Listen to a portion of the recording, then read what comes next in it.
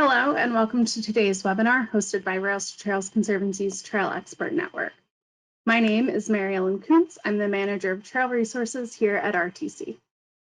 For our topic today, we'll be talking about the role of trails, walking, and biking in COVID-19 management.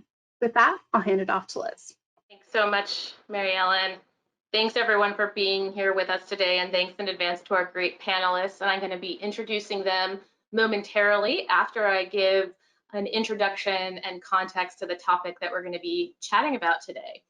So as the pandemic continues across the country, trail count data shows surging trail use, with numbers of people out on trails spiking to levels of more than 200% higher than last year at the same time. Since March, trails nationwide have seen an average surge of trail use that is 79% higher than the same time last year. We're seeing sustained surges in this use and more people turning to outdoor activity and trails right now. With that comes an increase in awareness and support for trails as vital community assets and a need to continue to find ways to create more space close to home for people to walk and bike and be active that is separated from vehicle traffic.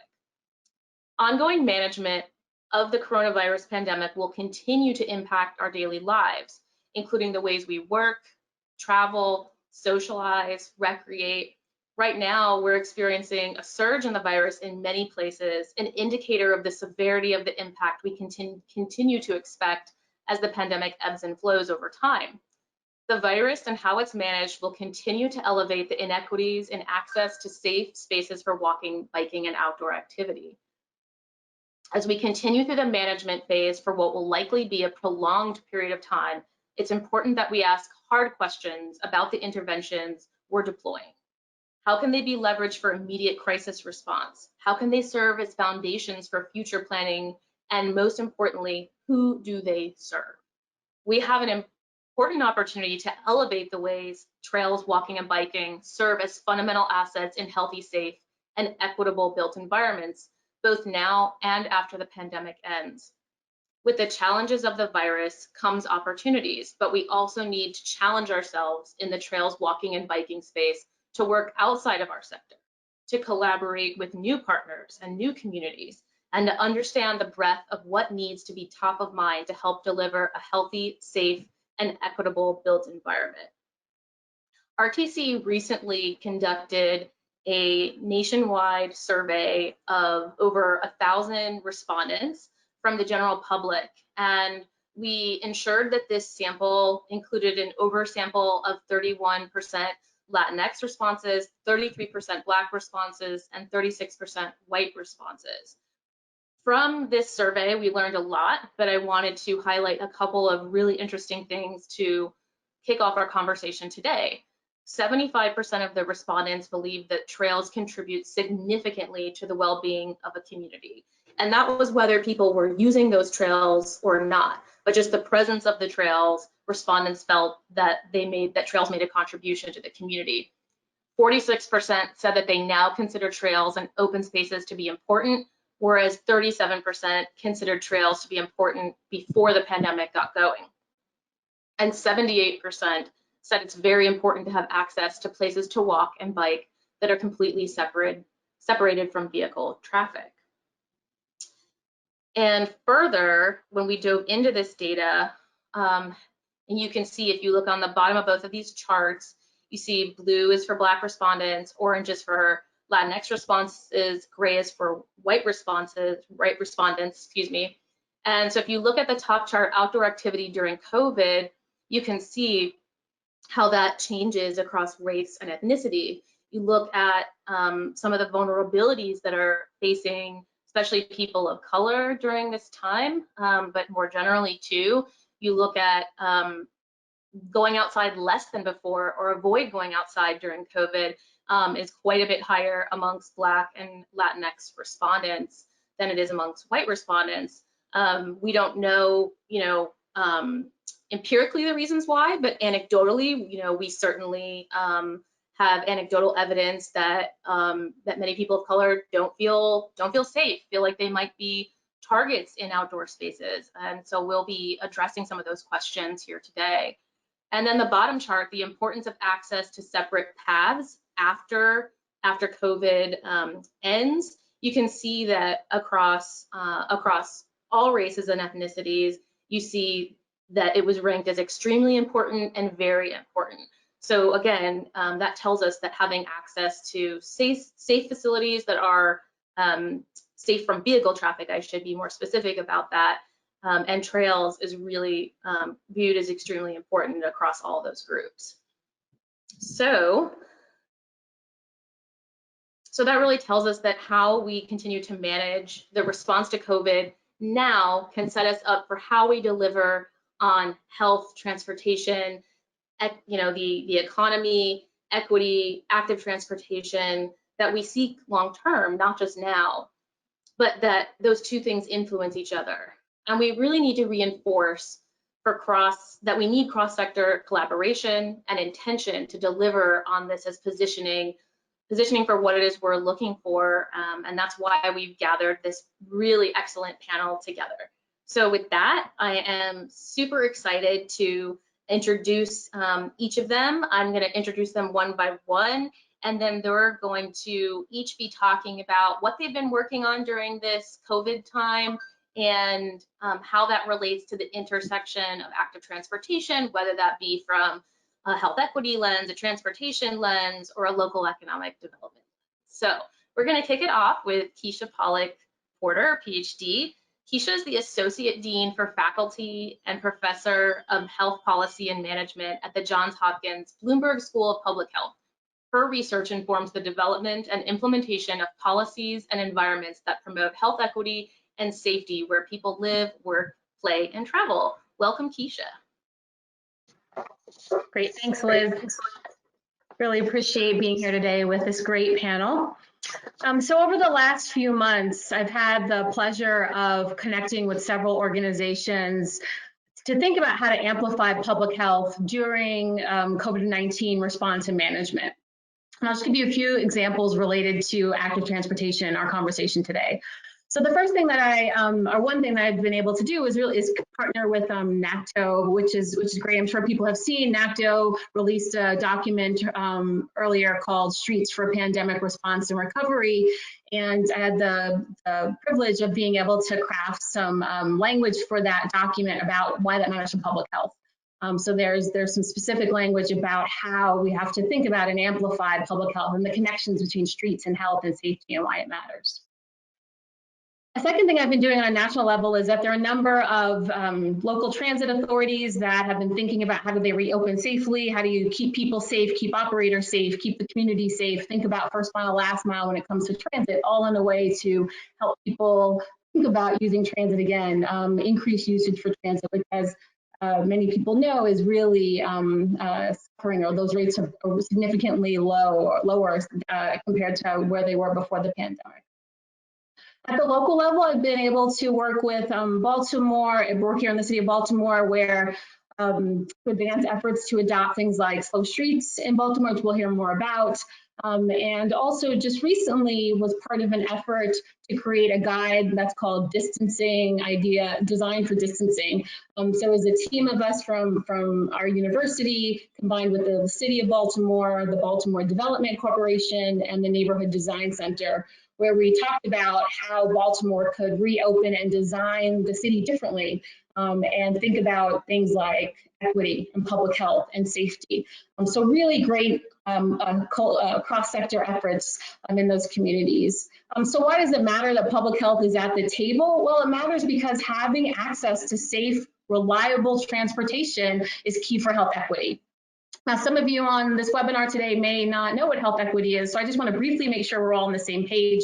And I love this image here, particularly because we're talking about transportation. And this is from the Robert Wood Johnson Foundation, reminding us that an approach that centers equality is different than an approach that centers equity. And if we look at this image here, we see across the top of the screen equality represented by giving these 4 individuals the same bicycle, the same size, and we see these are 4 very different people. They don't need the same bicycle. And so if we think about a health equity approach or an equity approach to giving people what they need, I first want to remind people that health equity means that everyone has a fair and just opportunity to be as healthy as possible. And this requires removing obstacles to good health, such as poverty, discrimination, racism, and their consequences, including powerlessness and lack of access to good jobs with fair pay, quality education, good transportation, access to reliable transportation, all of that matters.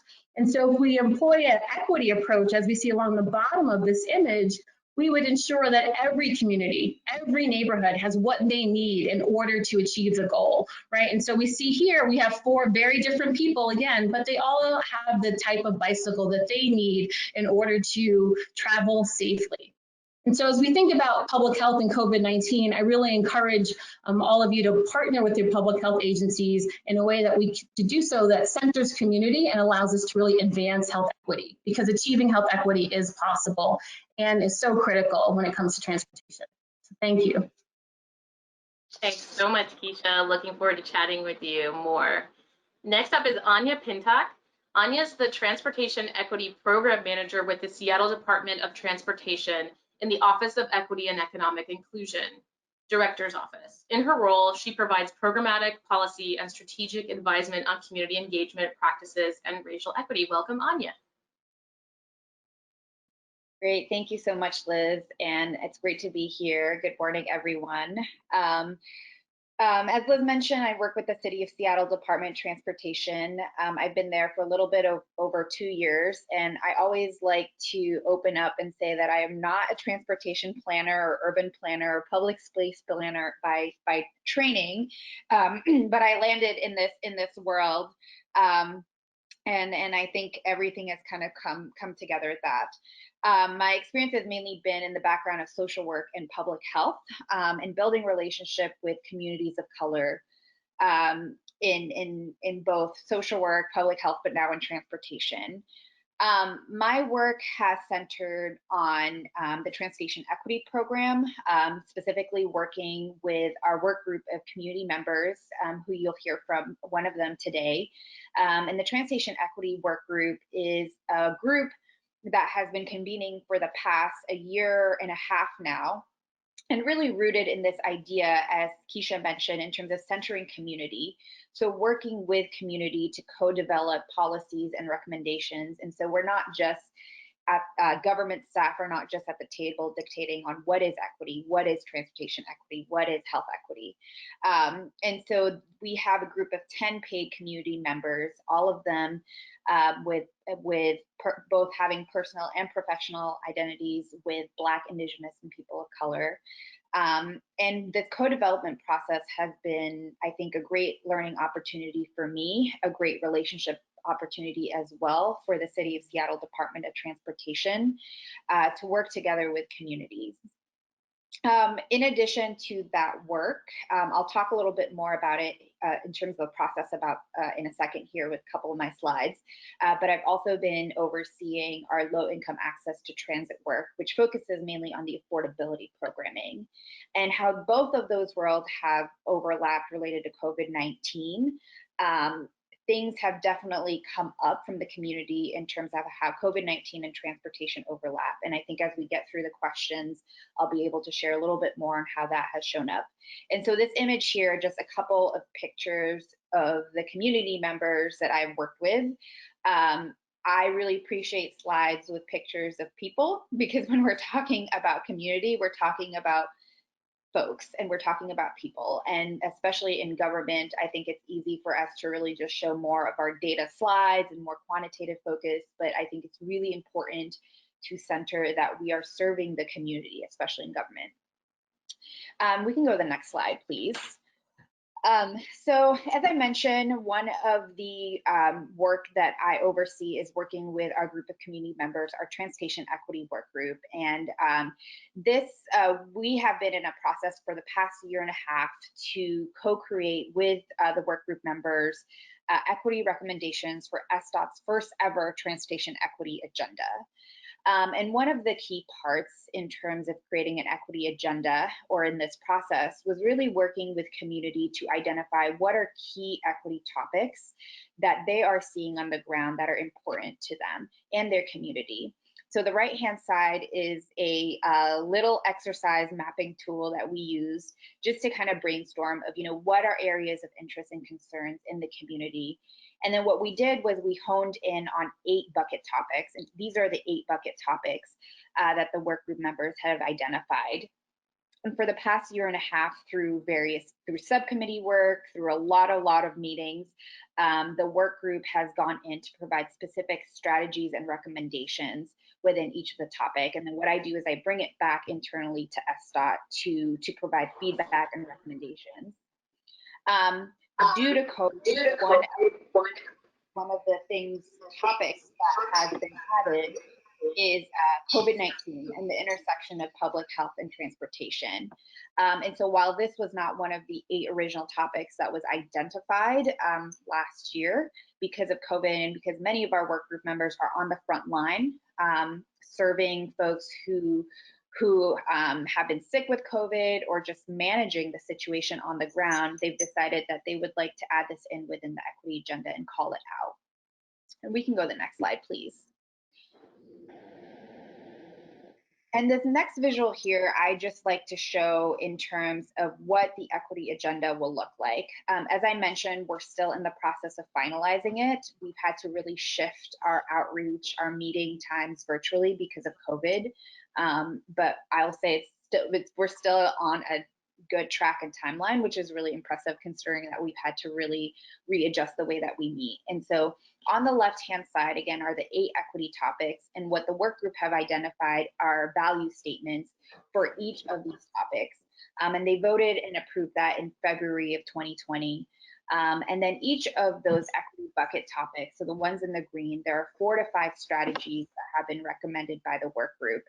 And these are super high-level strategies. I bring that back to SDOT, co-develop with SDOT to see, are these strategies aligned with what we're internally talking about? And then the tactics are the actual action items that will be part of the implementation plan to address the strategies that the Transportation Equity Work Group have recommended. And so I just kind of wanted to give a high-level kind of overview of what we've been working on, and I'll talk a little bit more as we dive into the questions on how anti-racism work and how a lot of our discussion related to COVID-19 very much overlaps with this. Thank you. Thanks, Annya.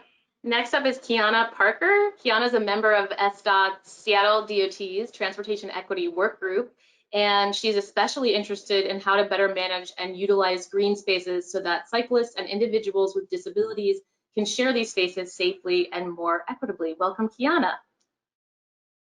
Thank you for having me. As Annya mentioned, I am part of the Transportation Equity Work Group, so I am one of the community members that has worked over the past year to develop the recommendations that Annya was talking about earlier. My primary focus is to represent the needs of people with mobility challenges, and so a lot of my work focuses on safety. It focuses on sharing spaces. So equitable trail usage is of particular interest to me because since COVID-19 started, I have found it extremely difficult to access trails and parks safely. So this conversation about how to manage built environments so that people can utilize them and actually get to them safely is of particular interest to me, and I'll go into a little bit about my experiences navigating those spaces, but primarily I'm interested in safety, transportation access, and how to share space. So I also serve on the policy operations and advisory group for SDOT, and we kind of debate these questions about shared right-of-way, signaling, and we go back and forth about how to develop policy that is more inclusive of not just able-bodied individuals.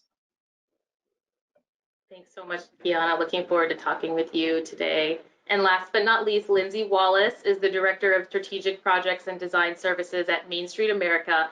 In this role, Lindsay leads a variety of projects and partnerships, administers grant programs, and as part of the field staff team, she focuses on design-related and placemaking content development, trainings, and workshops. Welcome, Lindsay. Thanks for having me. I'm really grateful to be a part of this panel and then part of the conversation today. Just as a quick primer for those of you who haven't or aren't familiar with Main Street America, we're also known as the National Main Street Center.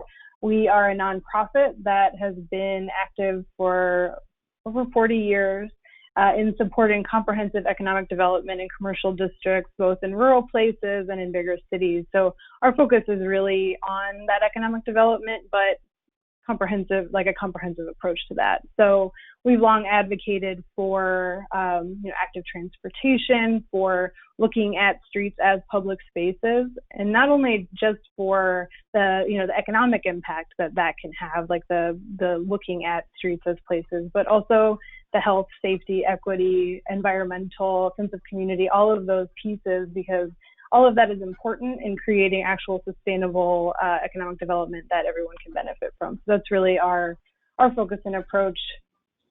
Trails also comes into that, the outdoor recreation element, because our approach is really focused on leveraging what makes a community unique and translating that into sustainable economic development, so that it isn't always focused on bringing in, a big company from the outside to come in and save your economy. It's about homegrown grassroots economic development.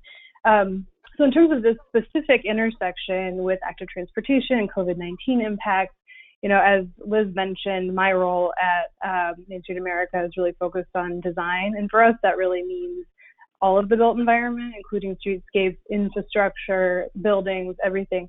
So what we've really been looking at most recently, we've been doing a lot of different kinds of small business support and commercial district leader support.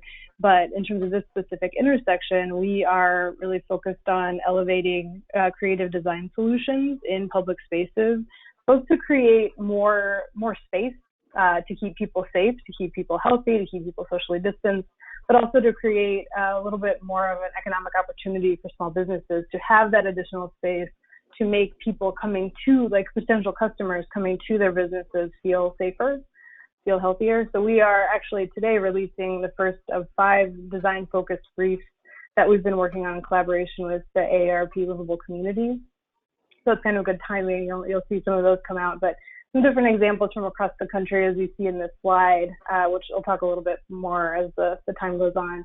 So those design solutions is kind of one area. And then the other piece of it, as you mentioned, Liz, there's this huge increase in the use of trails, in outdoor recreation, and even just the use of parks and public spaces like that. And so one thing that we're exploring and looking at and seeking examples around is how to help commercial district leaders and small business owners leverage that increased use for economic impact downtown, but to do that safely and equitably. So it's a lot of different things to balance, but a really interesting and important challenge. Excellent. Thank you so much, Lindsay. So I'm going to dive right in, and we'll get through.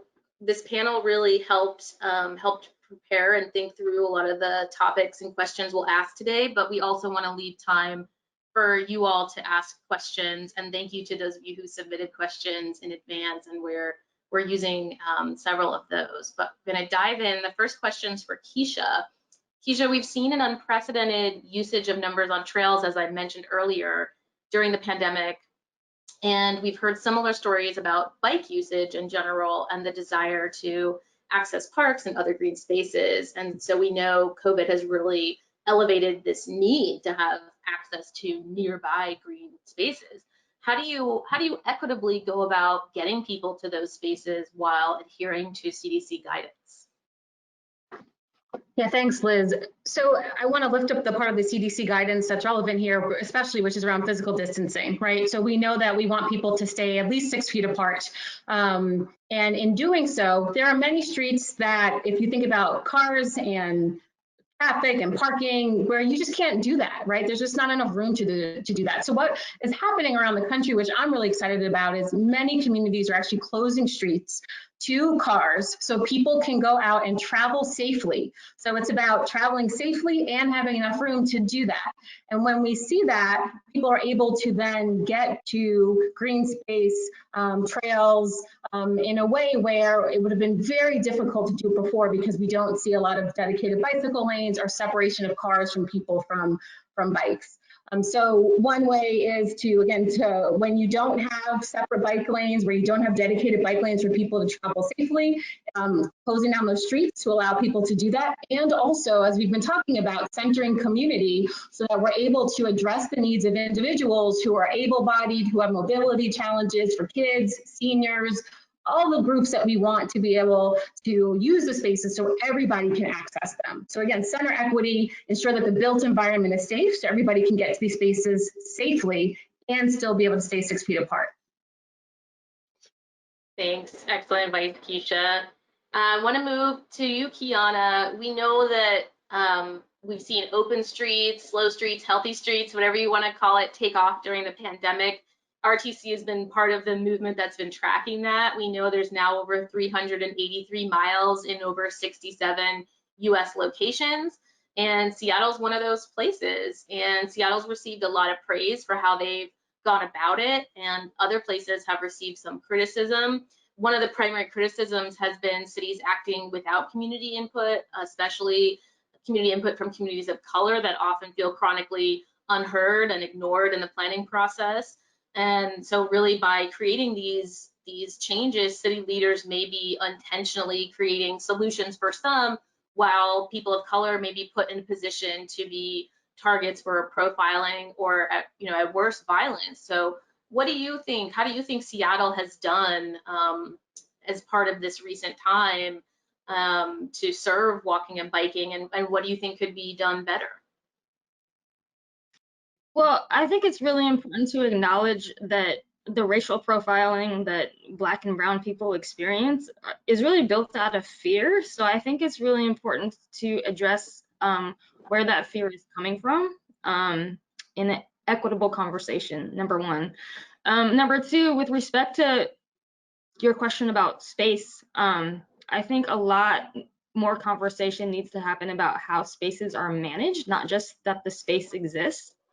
Because at least my experience since COVID-19, that's where a lot of the inequities have occurred for both brown and Black people, but also just people more broadly than that who may not be cyclists or who may not be able to walk as easily as other people.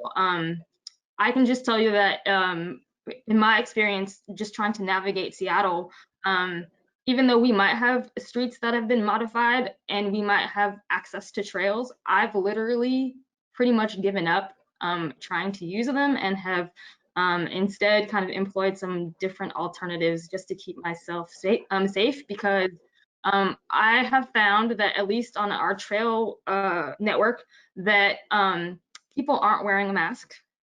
And so you have people who are running, you have people who are walking, you have people who are cycling, and they're all breathing really hard. And what makes it hard to social distance is not only the number of people on the trails, but the fact that the trails go in both directions. So as a pedestrian who walks, who would use those trails to walk, I just find it too unsafe.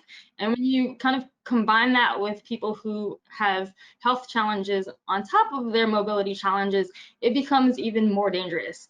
So what I have done is I've decided to access green space a little bit differently. I know that a lot of people think parks when they think access to green space, but I have transitioned, and this is going to sound a little bit weird, but I have found that there's not a lot of people in cemeteries, and cemeteries are great green spaces to just get some fresh air and meditate. And there's one not too far from my house that I can actually get to. I don't walk though, I drive to where I need to go, just because not all sidewalks in Seattle exist, and for those that exist, not all have curb ramps, and I really need curb ramps to be able to walk safely.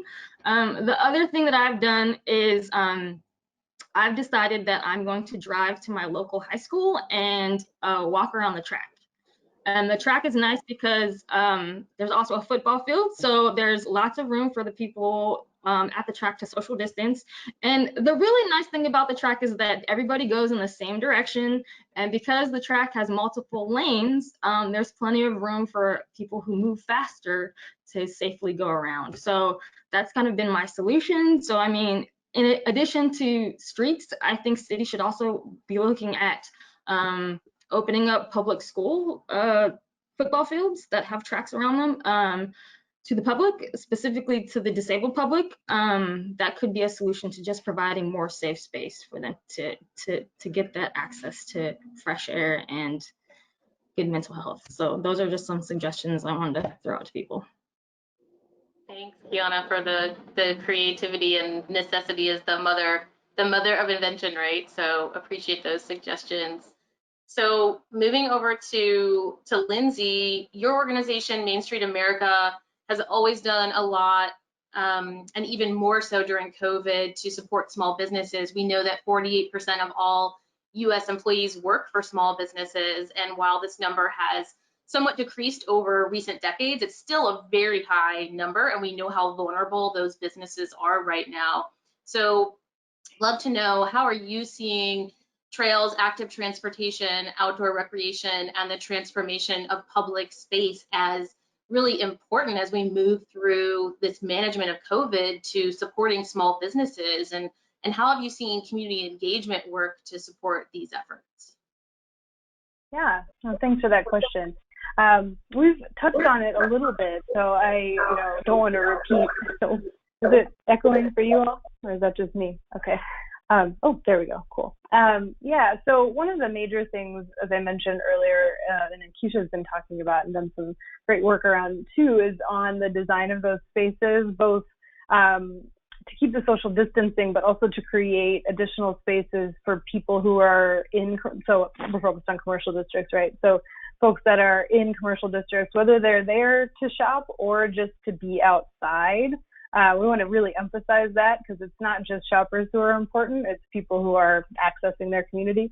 So some of the things we've already talked about, of course, are open streets concepts, so using parking spaces, using the actual street as a public space for additional seating, for additional spots for interactions, parklets and pedlets that are managed either by the city, by the Main Street organization, or another commercial district leader, or by the restaurants, or the local vendors themselves.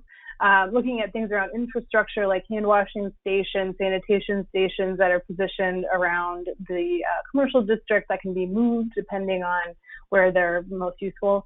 But also things like movable furniture, right? Just to have that downtown, but again, managed, as Kiana made the perfect point around the management of those kinds of spaces, because that's really crucial, so that there aren't creating barriers to access, which are still an issue no matter how good your management plan is, but that's what iteration and course correction is for. So some of those design solutions, the other piece, of course, is around like signage for curbside pickup. So if you're going to pick up food, we're really trying to elevate examples around proper signage and helpful signage so that people can access that easily, feel safe as they're doing so. So there's some design pieces to that. There's also this Trail Town concept, which many of you are probably familiar with. It was a concept that was started in 2005 by the Appalachian Trail Alliance that was actually based on our Main Street approach, our comprehensive approach to economic development, that was really looking at various angles to that. And what we like to do, and especially now, is to help try to connect the commercial district leaders with how to best recognize the needs of trail users and residents, and those that are connected to those natural amenities, to make sure the commercial district has amenities, has services that can meet those needs. And the flip side to that is this, attention to and support of local entrepreneurship, where the other thing that we're seeing is that, similar to other economic downturn or times of economic downturn, entrepreneurship goes up after those periods. And we can imagine that however we come out of this, or as we're managing it, that entrepreneurship is going to be a key piece to supporting local economic development. And we always want to support local entrepreneurs in that way. So when you live near trails or other types of green space or outdoor recreation opportunities, there are opportunities to start businesses within the commercial district that service those needs. So we're looking at a lot of different angles around that. And I really loved your point about community engagement, because that is a major cornerstone of our work, because there's no real point in doing a project unless you talk to people that will be affected and that will be a part of it. So a couple of quick examples just that I thought were really interesting, especially in this time of COVID-19 management. In Springfield, Illinois, the Main Street organization leader there held like a week-long hourly Zoom meetings with different merchants and different community members just to understand how would you like this physical downtown space to change? How would you feel safe? How would it affect your business? And then they came together and worked on a comprehensive plan to propose to the city, to propose to the mayor and the Department of Public Works. And because they had all this data and support from the people that would be affected, the mayor just went with it. And so they're implementing it and thinking about which pieces should be permanent, which pieces will be temporary. So I thought that was a really interesting piece. Another example, just quickly, was in Hendersonville, North Carolina, where they have an open streets project that they piloted over a weekend as a kind of like, let's test this out, let's see how people like it. But a big part of their planning was talking to people, so doing intercept surveys, socially distanced and safe, and online and in person, to get a sense of like, why did you come out today? What worked for you about this? What are your concerns? And also just seeing who was there, who was missing, who needed to be a part of the conversation. So they've iterated that program. And because of that data collection and like, you know, being able to prove or talk about the impacts of that, they're able to extend that program through the summer and maybe beyond, depending on, you know, how long they need to. But the community engagement piece, again, is a crucial element to all of those endeavors, because if you want to do a project, especially in a commercial district, it really should hit a bunch of metrics and hit a bunch of goals. You don't necessarily just want economics to be the only piece. There are a lot of other pieces that go into that, especially if you want that sustainable impact.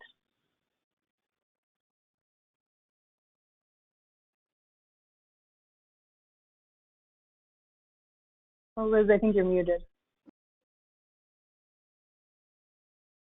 Sorry about that. So thanks, Lindsay. And we have a lot of good questions I want to get through, but also leave time for audience Q&A. So I'm going to try to move us through a couple questions pretty quickly. So moving over to Annya.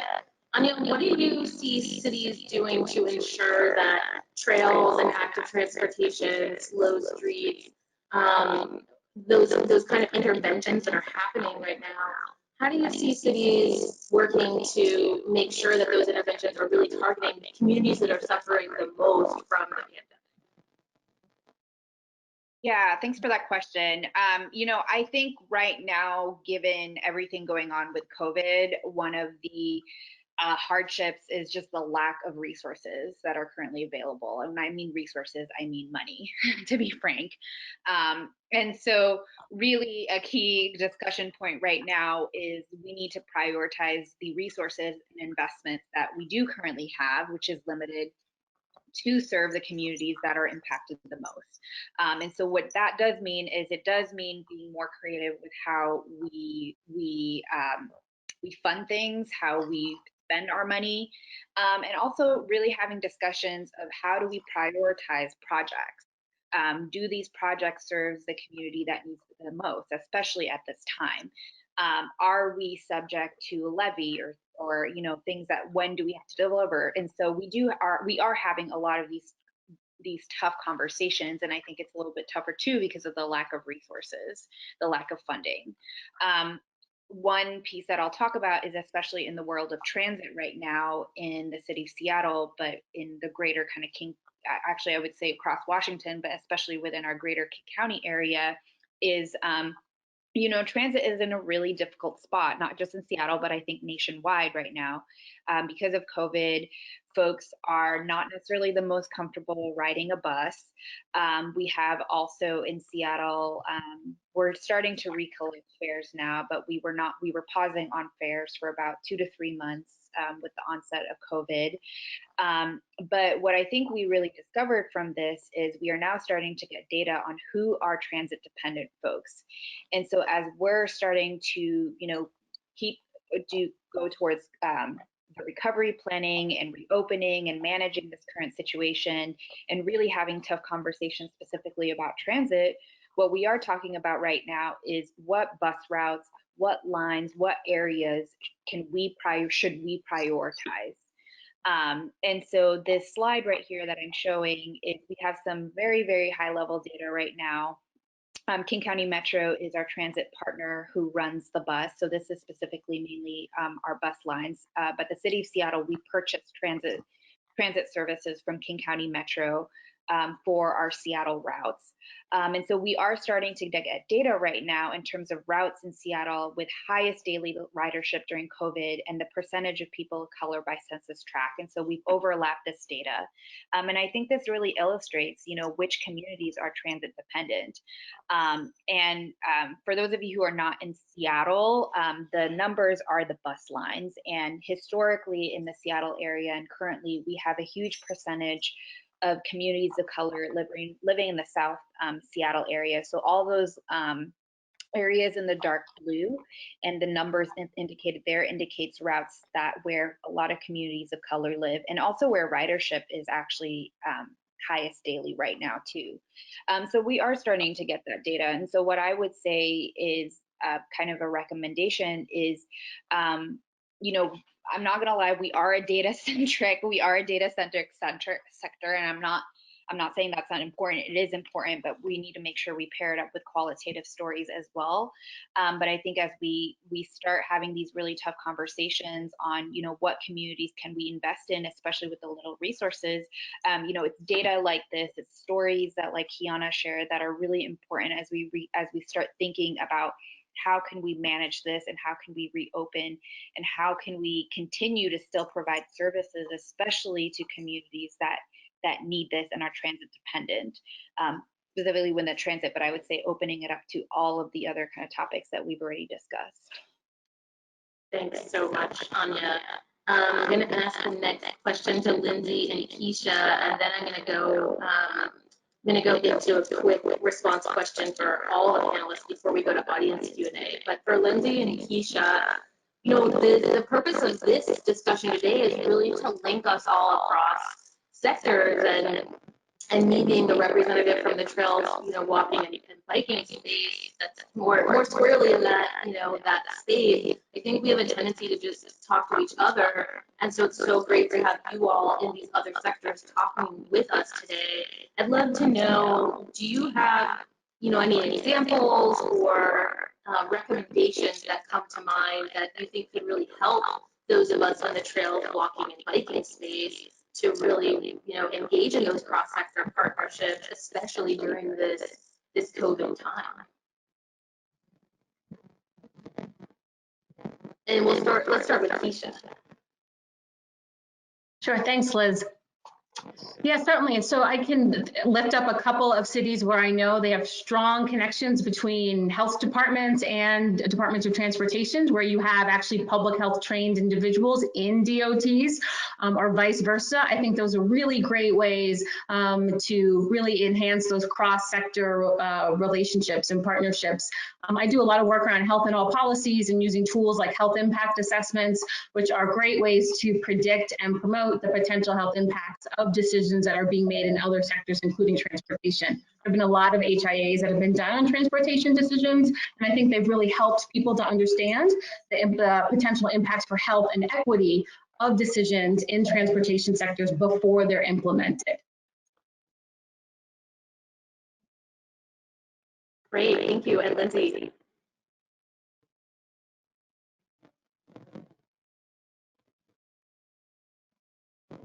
Oh, Lindsay, you're muted.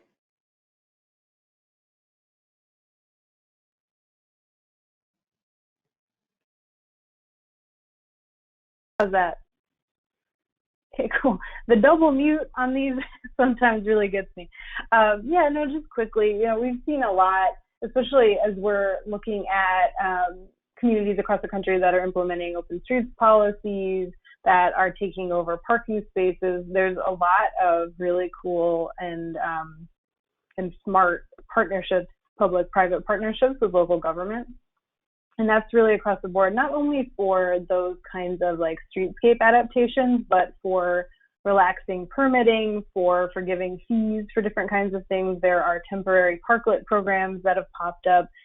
There's actually a kind of a growing movement for open container policies, at least temporarily in the downtown. Those spaces are being used differently, which I think is a really interesting thing. And that's all from these public-private partnerships.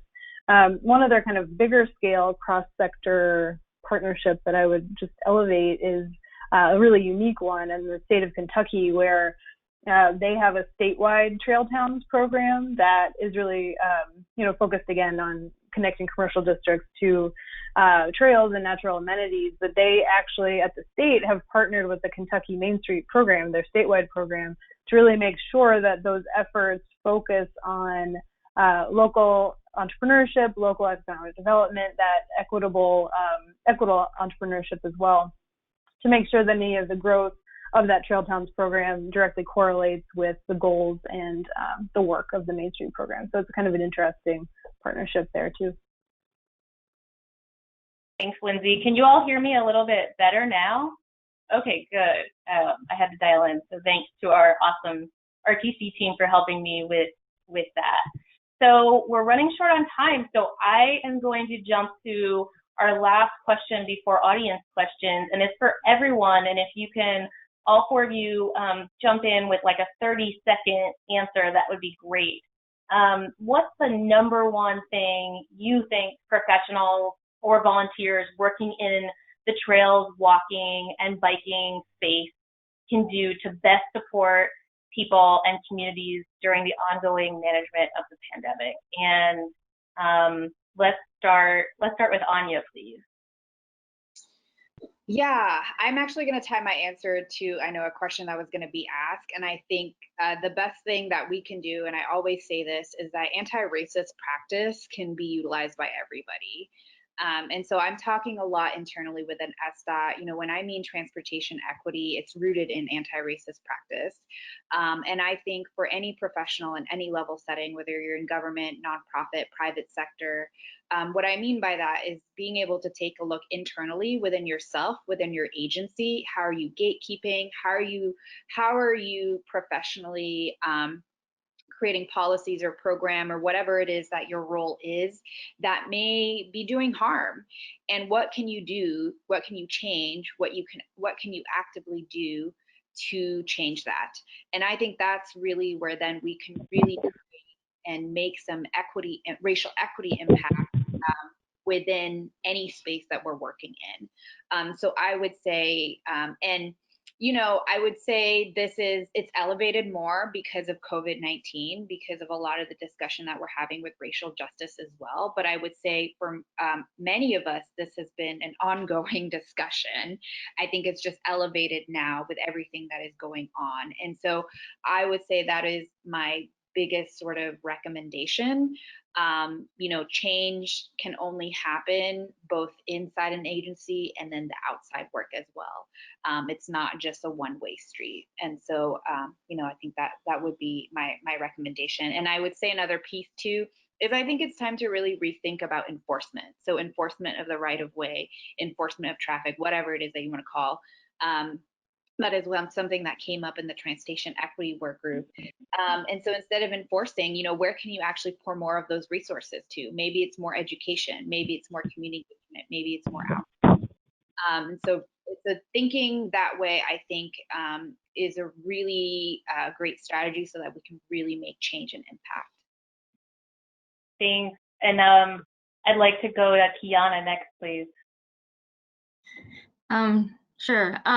I think everything that Annya said is on point, but just to add to that, I think regardless of what you do professionally or if you're volunteering and you're working in this space, I think one constant question you have to constantly ask yourself is, who am I prioritizing in what I'm doing?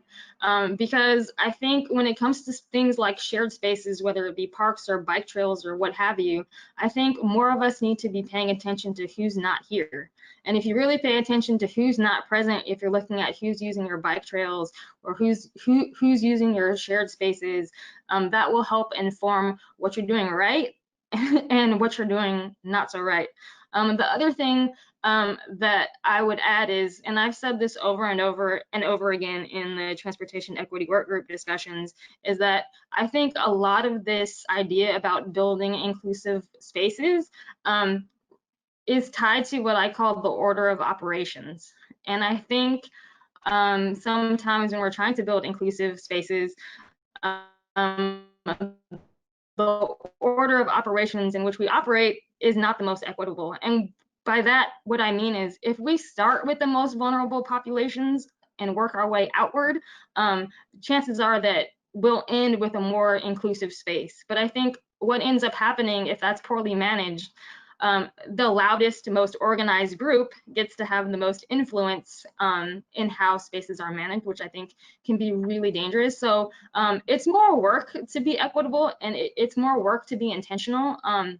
But I think we all have a responsibility to do that. And I think what would really help is just more of a message on unity and community. And I think that people have to start realizing that they're part of a broader community, and they're not just in this for themselves.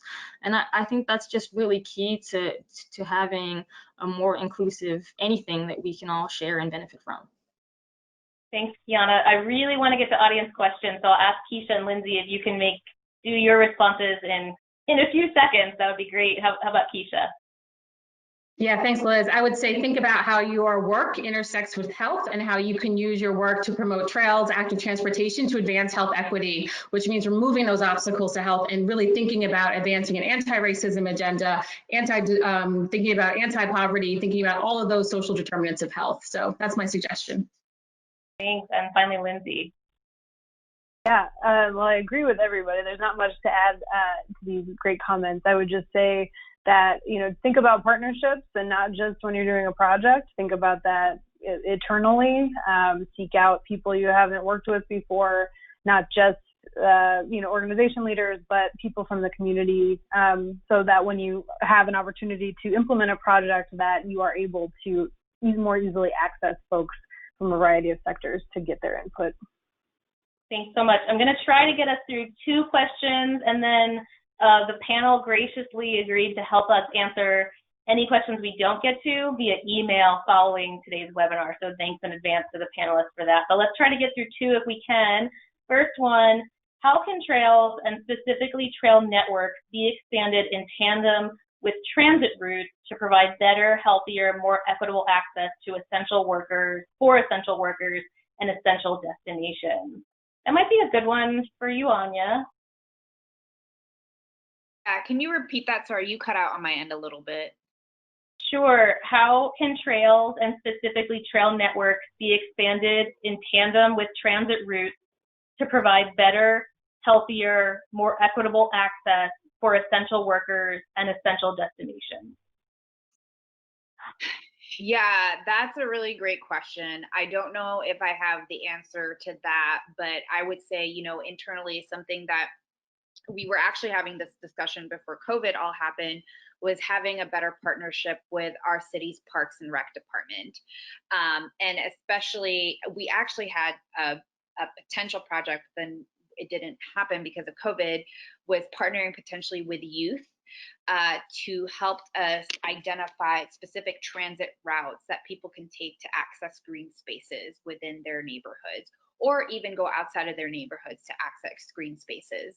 That was kind of a double whammy in terms of engaging with youth, so really activating youth to be involved in the environment, but then also providing an opportunity for people to use transit or other form of active transportation to get to green spaces.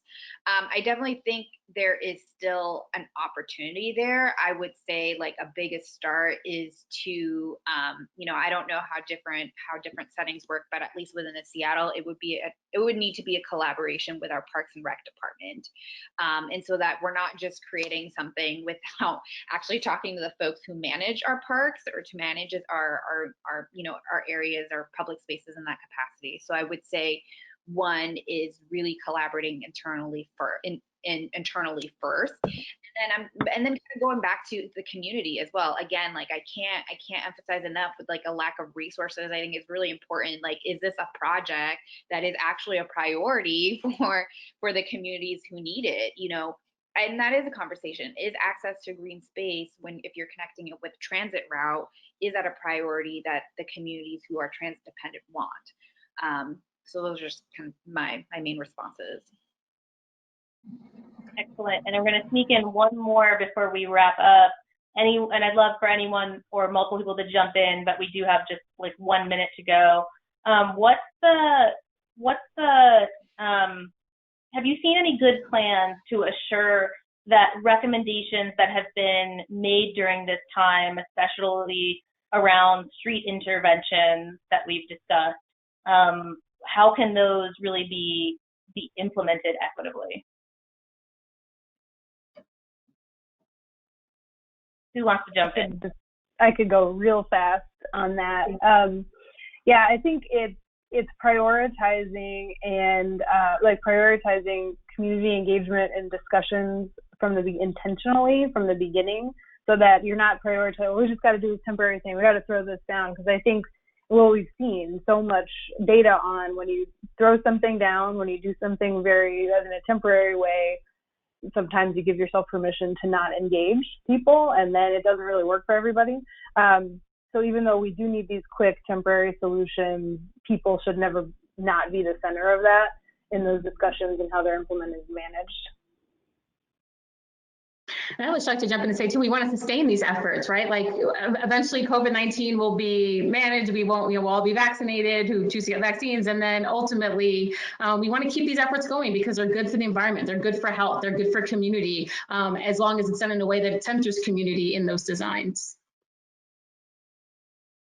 Well, that went so quickly. I wish we had like 4 more hours, but I do want to thank all of you. As I said, we are going to be compiling all of your good questions and working with our panel and our staff to email out more answers to your questions. So thank you so much to our stellar panel for this conversation.